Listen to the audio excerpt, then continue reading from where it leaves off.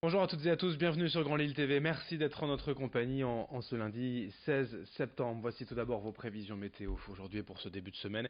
Malheureusement, le retour des nuages, des perturbations à cause d'un air océanique qui arrive par l'ouest et qui occupera le ciel aujourd'hui dans la région. Le soleil devrait toutefois réussir à percer par moment et pas de pluie prévue en ce lundi. Des températures tout de même en baisse. 20 degrés aujourd'hui à Lille, on en reparle bien sûr juste après ce journal. À la une, on vous en a déjà parlé en fin de semaine dernière. Dès demain, mardi 17 septembre, la MEL recommande de ne plus utiliser l'eau du robinet pour la préparation des biberons des nourrissons de moins de 6 mois. En cause la sécheresse de ces dernières semaines, des derniers mois, des réserves d'eau de la liste dans laquelle Iléo puise l'eau des 90 communes du territoire. Pour la continuité du service, l'opérateur doit aller chercher l'eau plus profondément dans la zone crayeuse des nappes phréatiques et cette partie contient potentiellement des perchlorates issus de particules de munitions de la Première Guerre mondiale. Dès demain, jour du forage, la teneur en perchlorate dans l'eau du robinet pourrait donc dépasser 4 perchlorates 4 microgrammes par litre, ce qui la rendra en théorie non consommable par mesure de précaution.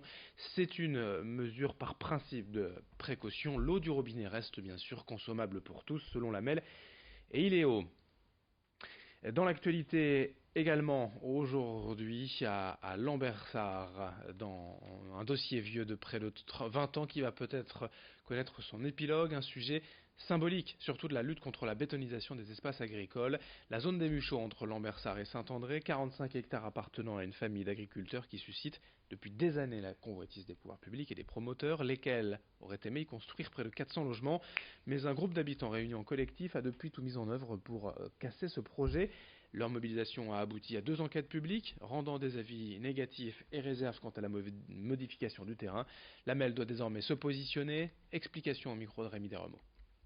Tous les avis sont convergents. Dans cette histoire-là, finalement, la situation elle est assez simple, c'est-à-dire qu'on a une personnalité qui est assez puissante pour finalement imposer ses vues malgré en fait tous les avis, tous les regards croisés, toutes les instances et enquêtes publiques qui disent un peu la même chose, c'est-à-dire ces terrains-là ont vocation à rester agricoles.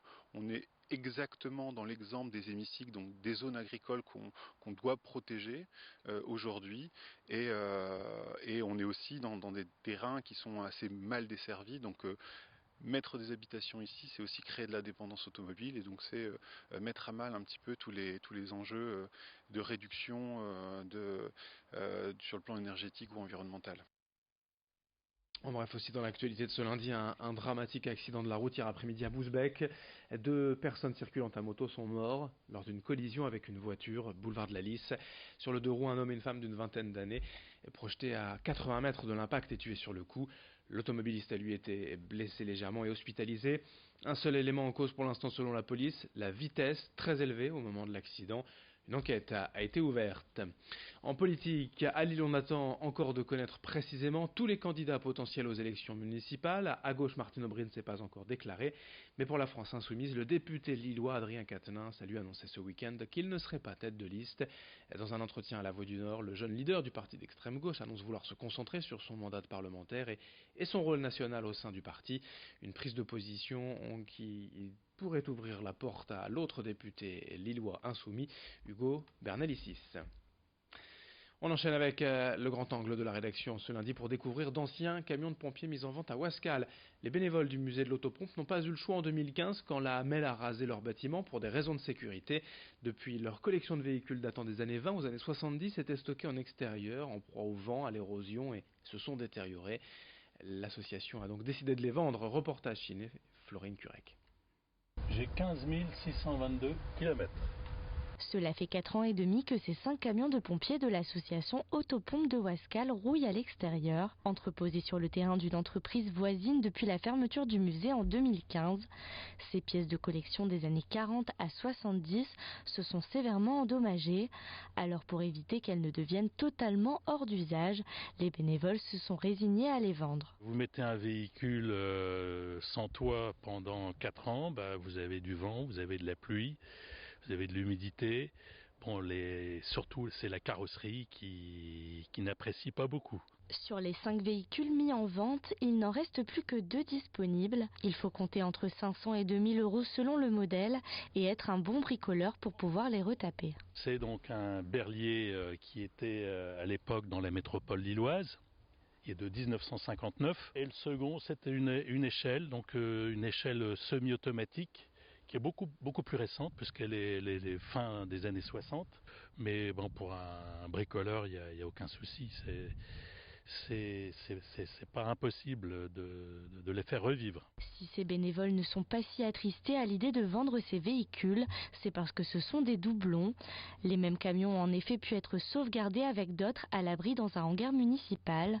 Bientôt reliés au réseau d'eau et d'électricité, la vingtaine de bénévoles pourra ainsi continuer à entretenir la collection. L'association continue et la municipalité va faire des travaux. Donc on va pouvoir être beaucoup plus à l'aise pour réparer certains véhicules et les maintenir en état de rouler. Et si aujourd'hui il n'est plus question de réouvrir un musée, l'autopompe n'a en revanche jamais cessé ses activités en extérieur. Les 28 et 29 septembre, ils exposeront plusieurs véhicules aux portes ouvertes des pompiers de Tourcoing. Et on termine avec un peu de sport, du rugby pour son retour en championnat. L'Olympique Marc Rugby, l'OMR s'est imposé hier à domicile, 61-11 face à Orléans. En revanche, des buts ratés pour le LMRCV en championnat élite féminine. Lourde défaite des filles du LMRCV, les putains de nanas, 36-0 à Rennes. Malgré tout, le coach se veut confiant, avec sur le terrain bien l'apport de 2 internationales canadiennes, de jeunes joueuses, d'un budget conséquent, le double d'il y a 3 ans. L'objectif est bien de retrouver le top 4 et les phases finales. On écoute le manager général au micro de Xavier Silly. Les forces, justement, c'est cette mixité entre les anciennes qui vont donner les valeurs, qui vont mettre l'état d'esprit qu'il le faut pour qu'on puisse gagner des matchs. Aussi de la rigueur, parce qu'elles ont connu la rigueur des années précédentes. Et puis après, la fougue, la jeunesse, voire éventuellement l'insouciance de certaines filles qui vont aussi faire la différence. Donc la force, c'est cette mixité. Une deuxième force, c'est la volonté d'avancer ensemble. Voilà, on a fait un constat ensemble d'échec l'année dernière. On a invité des filles à participer, non pas à l'échec, mais bien à la réussite de cette année. Et donc c'est ça aussi, c'est de l'adhésion de tous et toutes au projet. Ça, c'est une deuxième force. Fin de cette édition, d'autres infos à suivre dans un instant sur Grand Lille TV, dont vos prévisions météo dans une poignée de secondes. On se retrouve dès le prochain quart d'heure pour un nouveau journal.